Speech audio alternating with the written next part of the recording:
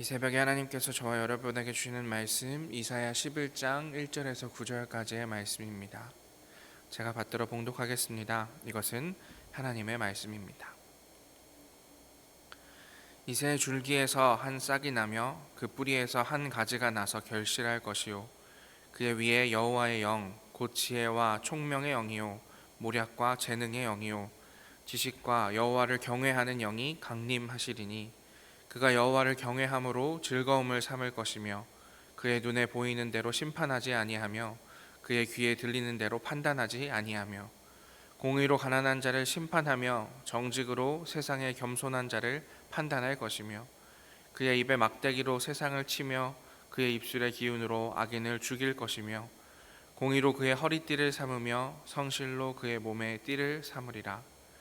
그때에 이리가 어린 양과 함께 살며 표범이 어린 염소와 함께 누우며 송아지와 어린 사자와 살찐 짐승이 함께 있어 어린아이에게 끌리며 암소와 곰이 함께 먹으며 그것들의 새끼가 함께 엎드리며 사자가 소처럼 풀을 먹을 것이며 젖 먹는 아이가 독사의 구멍에서 장난하며 젖된 어린아이가 독사의 굴에 손을 넣을 것이라. 내 거룩한 산 모든 곳에서 해됨도 없고 상함도 없을 것이니 이는 물이 바다를 덮음같이 여호와를 아는 지식이 세상에 충만할 것임이니라. 아멘. 오늘 이 새벽에 이사야 11장 1절부터 9절까지의 말씀을 가지고 당연함과 상상력이라는 제목으로 하나님의 말씀 나누도록 하겠습니다. 저희는 함께 대림절 보내고 있습니다. 대림절 성탄절이 오기 전 4주간의 기간입니다. 이 땅에 오신 예수님을 생각하며 기다리는 절기인데요. 지난번도 말씀드렸지만 대림절에는 두 가지를 우리가 기다리게 됩니다. 먼저 아기 예수님의 탄생을 기다립니다.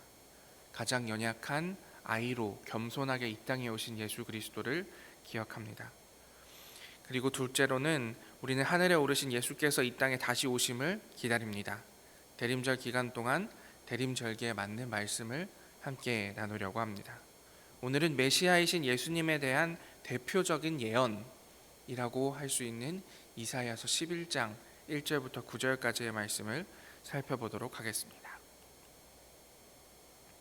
먼저 본문은 이 본문이 설명하고 있는 사람이 어떤 존재인지를 밝히면서 말씀이 시작되고 있습니다. 1절 함께 읽어보겠습니다. 이새의 줄기에서 한 싹이 나며 그 뿌리에서 한 가지가 나서 결실할 것이요. 아멘. 이새라는 사람의 줄기에서, 이새라는 사람의 뿌리에서 한 싹이 나고 한 가지가 날 것이다. 이것은 무엇을 뜻하는 것일까요? 이새는 여러분들도 잘 알고 계시겠지만 이스라엘의 위대한 왕 다윗의 아버지입니다. 여기에서 설명하는 사람이 이새의 자손이다라는 의미입니다.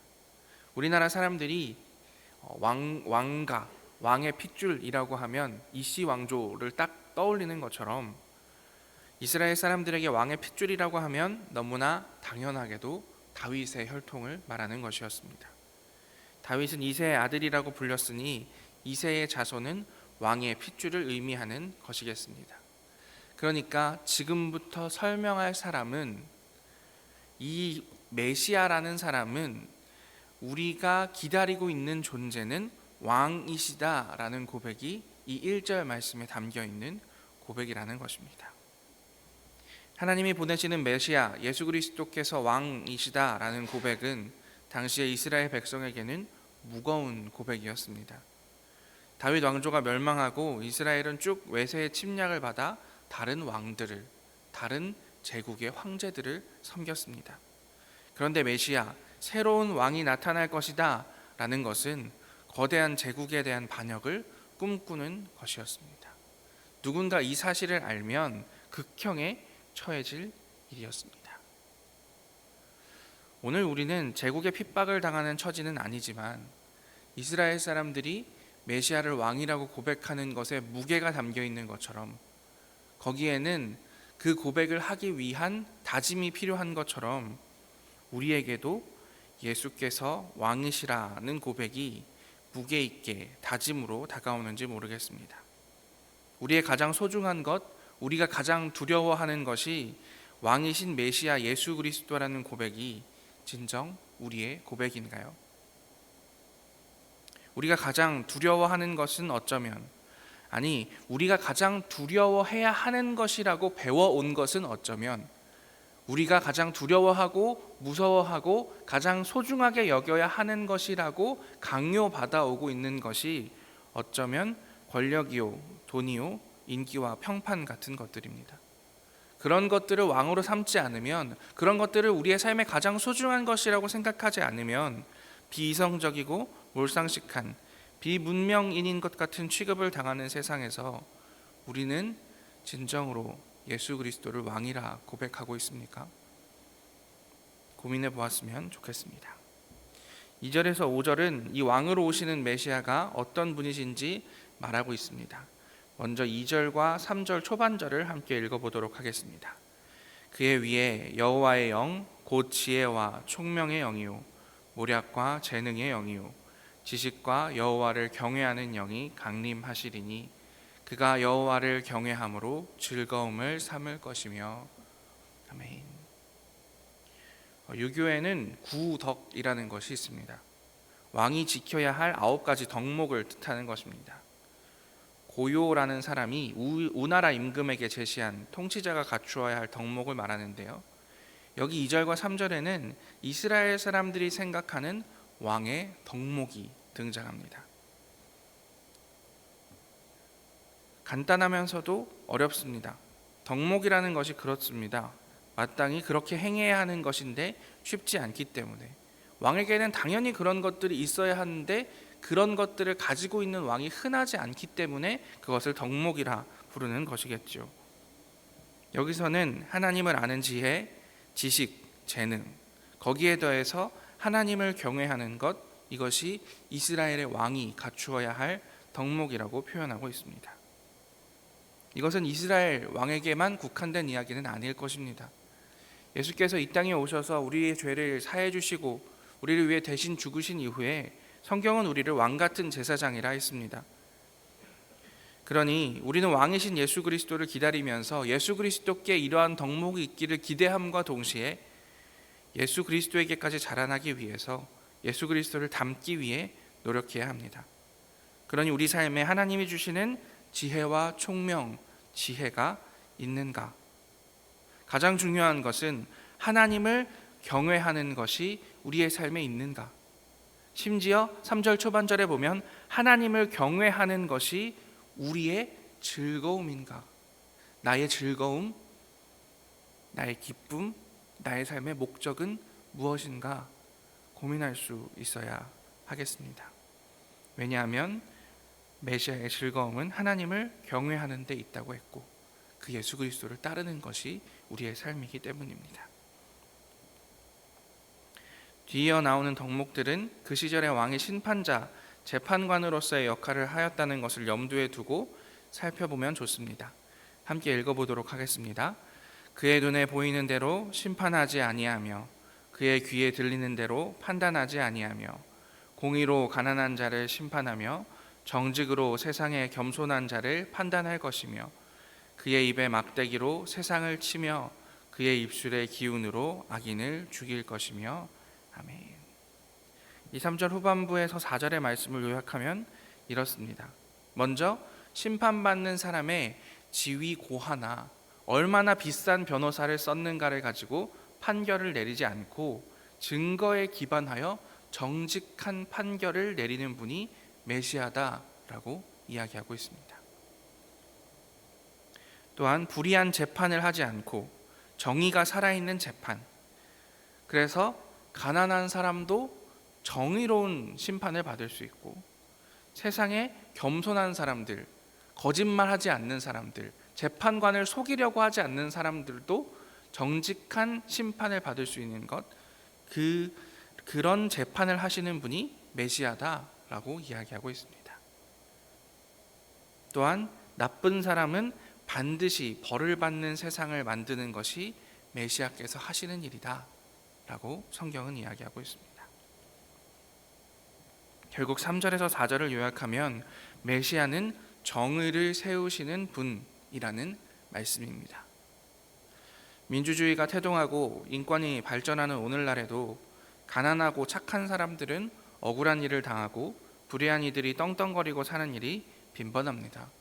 그리고 이런 현실은 수천 년 전에도 비슷했던, 아니 더 심각했던 모양입니다. 그래서 5절은 메시아의 덕목을 이렇게 말하며 마무리합니다. 함께 읽습니다. 공의로 그의 허리띠를 삼으며 성실로 그의 몸에 띠를 삼으리라. 아멘. 정의가 그 몸에 착 달라붙어 있는 분, 성실이 그의 몸의 일부인 것처럼 있는 분이 메시아이다 라고 말입니다.